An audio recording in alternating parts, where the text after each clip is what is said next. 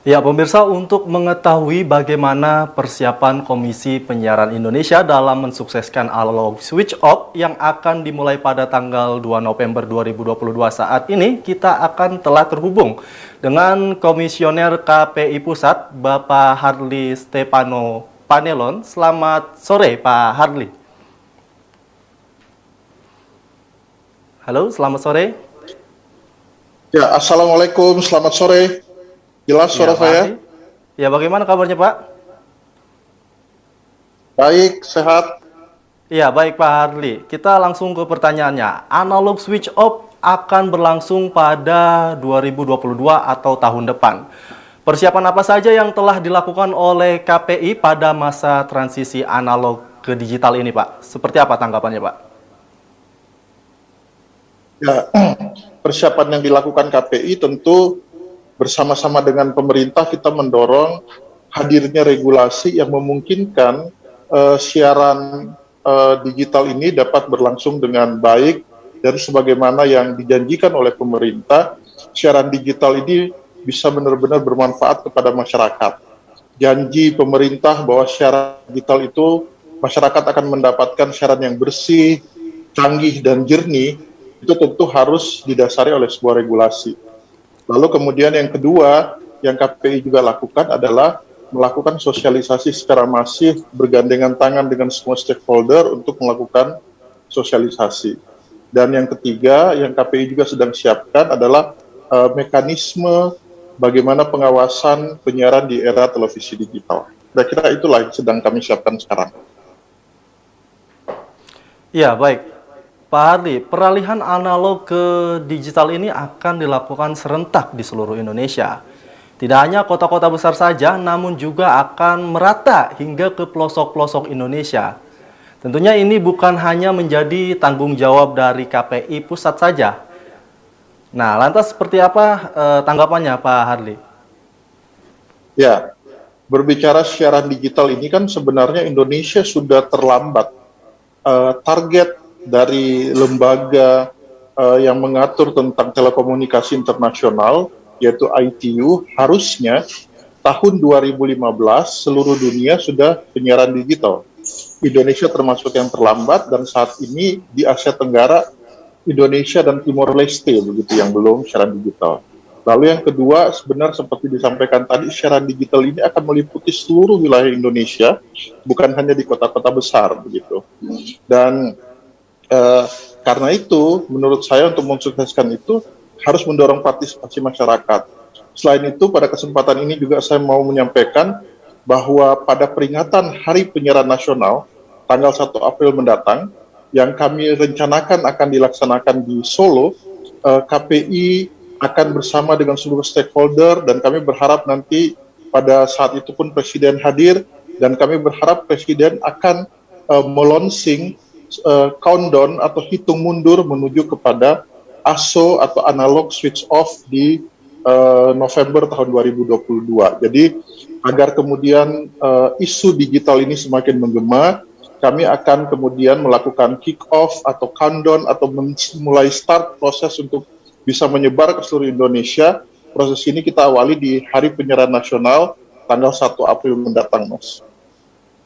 Ya, lantas langkah apa yang mestinya dilakukan oleh KPID untuk mensukseskan ASO 2022?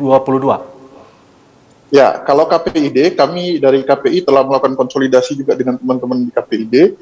Peran penting KPID adalah bagaimana mengagregasi, bagaimana mendengarkan aspirasi masyarakat, melakukan sosialisasi kepada masyarakat dan stakeholder di daerah, agar kemudian masyarakat di daerah, stakeholder di daerah, pemerintah daerah, semua yang terkait dengan penyiaran di daerah memahami tentang apa itu digitalisasi. Itu yang pertama yang harus dilakukan oleh teman-teman KPID, sosialisasi itu yang paling penting. Yang kedua, tentu mendorong partisipasi masyarakat agar kemudian proses mengawal dari analog menjadi digital ini itu pun bisa dikawal bersama-sama oleh masyarakat. Sederhana yang masyarakat bisa lakukan adalah ketika sebuah daerah telah ada siaran digital, dilakukan dengan katakanlah dua model penyiaran atau simulcast analog dan digital di suatu daerah seperti Jabodetabek, di mana Badar TV sudah bersiaran ini, maka tugas masyarakat yang bersama-sama dengan KPID adalah memastikan agar siaran TV-TV digital seperti Badar TV ini benar-benar telah bisa diterima di wilayah siar sebagaimana yang ada pada izin dari televisi tersebut. Jadi harus dipastikan Badar TV misalnya, kalau siaran di Jabodetabek, maka Jabodetabek seluruh wilayah bisa menerima siaran Badar TV, bisa menerima siaran digital. Kalau itu tidak bisa diterima dengan baik, ada blank spot pada siaran digital, maka tugas masyarakat untuk kemudian mengadukan kepada pemerintah, mengadukan kepada KPID, lalu KPID harus menindaklanjuti pengaduan itu. Agar apa? Dalam waktu 2 tahun menuju kepada penyiaran digital secara penuh, kita kemudian sudah ada proses transisi. Televisi digital sudah mulai dikenal oleh masyarakat, dan sebaliknya kualitasnya pun sudah bisa diuji dan diawasi oleh masyarakat, gitu Mas. Ya, baik Pak Hardi. Berbicara sosialisasi, ini menurut Anda apakah sejauh ini tentang sosialisasi, apakah benar-benar akan merata seluruh aspek masyarakat bisa mengetahui tentang televisi digital? Ya, kalau sosialisasi ini didukung oleh seluruh stakeholder, termasuk oleh katakanlah pemerintah, lalu kemudian juga KPI, baik pusat maupun daerah, lalu asosiasi seperti ATDSI, lalu kemudian teman-teman di televisi digital maupun juga televisi analog yang sudah lebih dulu bersiaran, semua mensupport kegiatan ini, lalu kemudian jaringan informasi media juga digunakan secara masif.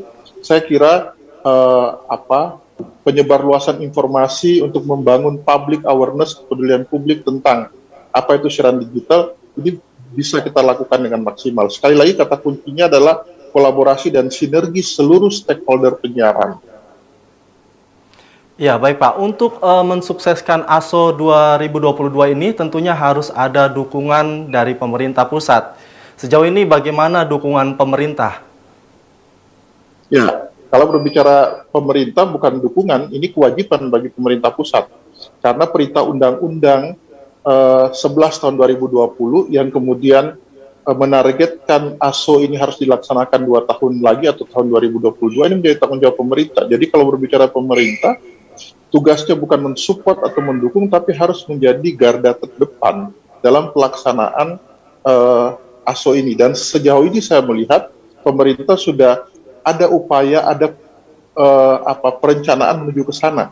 Terakhir kami rapat dengan Kominfo sudah menyampaikan tentang beberapa rancangan peraturan. Kominfo pun telah menyiapkan katakanlah timeline atau tahapan menuju kepada siaran digital seluruhnya di tahun 2022.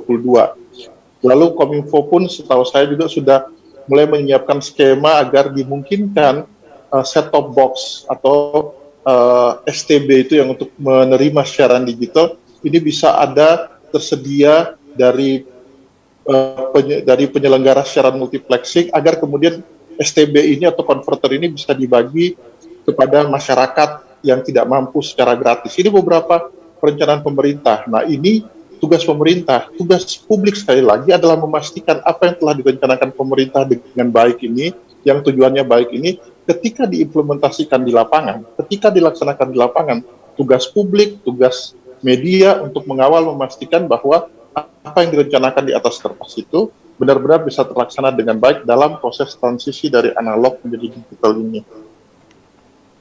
Ya baik Pak Hardi, terima kasih tentunya atas waktunya dan kesempatannya untuk sore hari ini. Kita berharap tentunya semoga perpindahan TV analog ke digital bisa terrealisasikan nantinya. Terima kasih Pak Hardi.